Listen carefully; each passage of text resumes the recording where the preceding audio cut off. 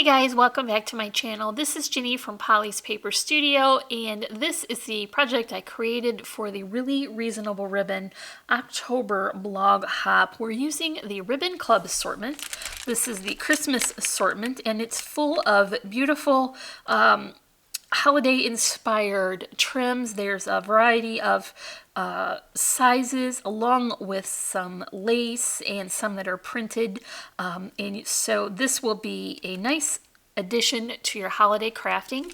So I have created this nostalgic Christmas wishes greeting card using the collection and the nostalgia collection from Authentique Papers. There's also a few bits of chipboard here from Gypsy Soul Laser Cuts and gorgeous flowers from Little Birdie Crafts. So let's make this together. I'm starting with a standard 6x6 card base, and this is just finished on the inside with the collection papers. I've left a little room here for a sentiment to be added, and I can begin to build the layers on the top. So I've chosen that gorgeous plaid, and I've added a border of the green cardstock. I'm going to use that throughout to keep the busy paper pattern separate.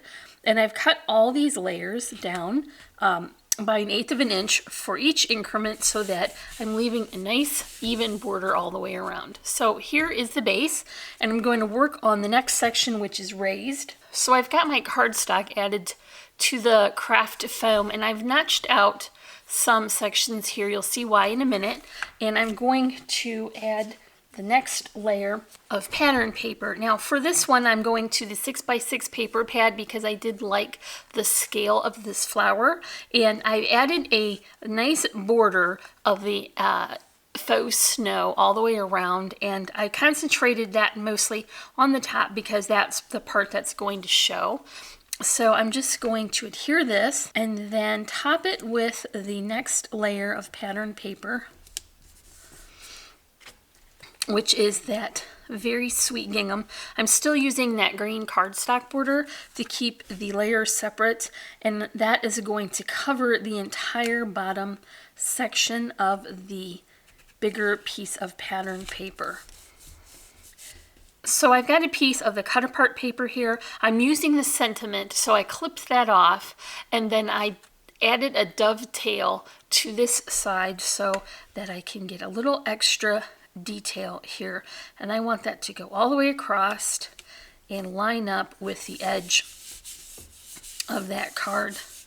I might as well add the trim now, and that is why I have that notched out. So this is the collection trim from the October Ribbon Club assortment, and I'm going to add it to the bottom of this and then wrap it around so that we have nice finished edges all the way around. So I know that there is a bit of a pattern that's bulkier in the center, so I'm just going to add a bit of that double-sided adhesive tape in the thinner size, and I know that it will be concealed behind that pattern. I would not normally trust double-sided adhesive tape to secure this bulky of a trim, but because we're going to wrap those edges around, I am confident that it will be secure, and this is just basically going to hold it in place so that I can keep it tight to the card before I wrap it around.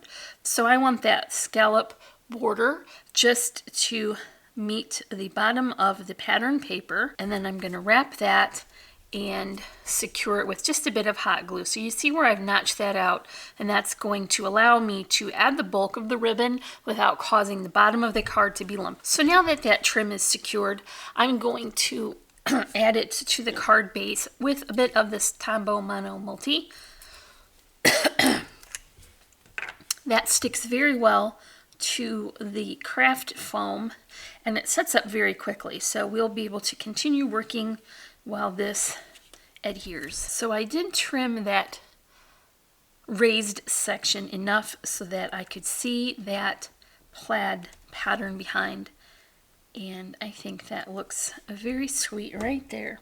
So the next thing I want to do is bring in some of that chipboard in the final embellishments. I have this frame from Gypsy Soul Laser Cuts, and I've just dabbed on a metallic-y sort of silver. It isn't too shiny, it's just a bit vintage, and that's just what I want because I'm going to add other shiny embellishments later on, and I don't want that to compete. So I'm going to use that Tombow Mono Multi again for this chipboard, and it's a good idea to just hold that in place briefly while that glue sets up. So the next element I'm bringing in is the die cut doily. This is a die from Bo Bunny, and it's the Darling die. I've cut that in crisp white cardstock, and then the focal image comes from the Nostalgia sticker sheet.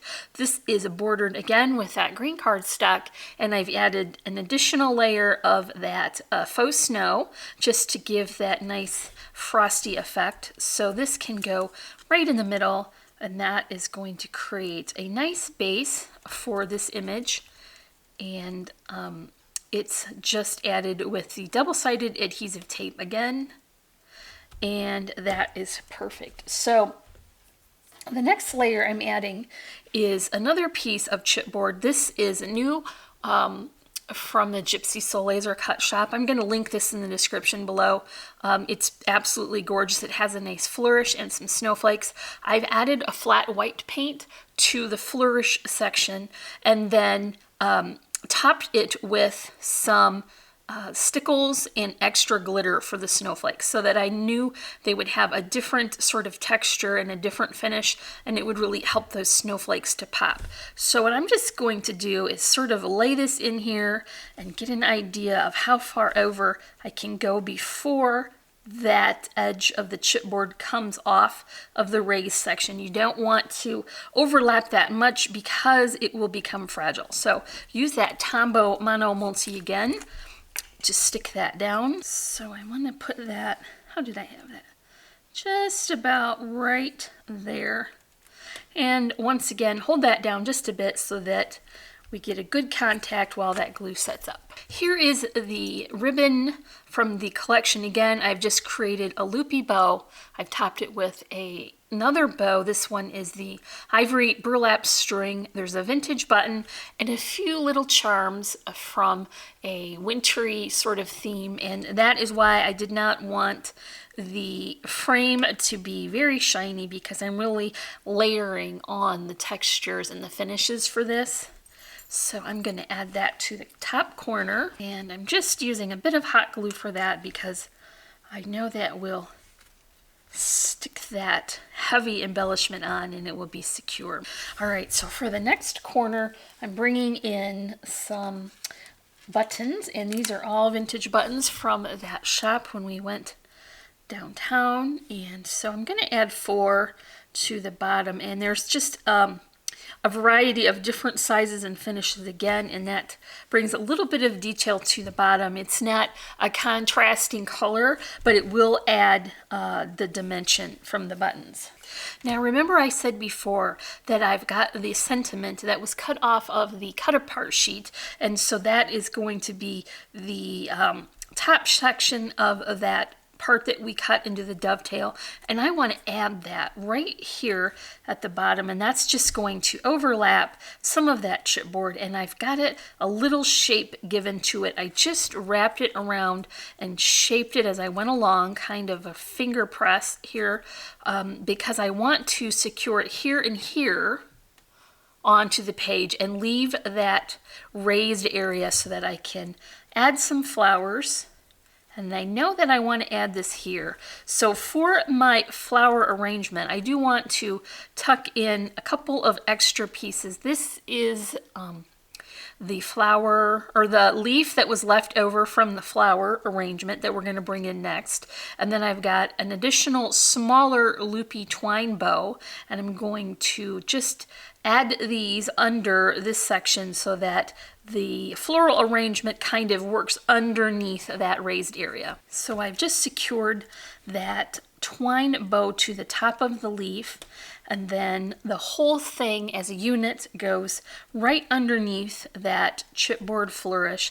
And now I can add this piece, which will be my sentiment, and I'm going to use that hot glue again, and I'm only going to add it to the sections that come down and meet the paper. So we have Christmas wishes added, and now the raised section will become evident because what I want to do is tuck in a couple of additional flowers. Now I made these with a die and some cardstock and topped it with a little pearl. You don't have to make your own flowers. You can get the coordinating ones from your regular stash that are pre-made and then add those instead. But I liked this color of cardstock coordinated with that poinsettia pattern of the collection paper. And one on the bottom, and I think that creates a nice little arrangement, and it doesn't interfere with our sentiment, and it just completes that balance for the larger arrangements. And speaking of larger arrangements, this is what I have. There are some rosebuds here. These are Little Birdie Crafts flowers, and these were on stems that had 2 flowers with the leaves, so I've kind of angled them to create the outline, and then I filled it in. So here is an additional Little Birdie Craft flower, and then these are some from Really Reasonable Ribbon. These are just the Wild Orchid Craft Up in Roses, and I've tucked those in just to hide some stems and to fill in those areas. You'll see now that I've also added just a bit more of that faux snow, and that creates a lovely frosted look for the tips of the leaves. And I'm going to add that right here to the corner, and I'm going to use more of that hot glue for that. Just tuck it right into place. So that is it for my nostalgic Christmas wishes greeting card. If you enjoyed this project, give me a like, leave me a comment, and if you're not already, I would love for you to subscribe. I'll leave links in the description below so you can check out Authentique Papers Nostalgia Collection and the October Ribbon Club assortment from Really Reasonable Ribbon. As always, I'm wishing you a happy and productive day, and I thank you so much for watching. Bye. So I've got one on top,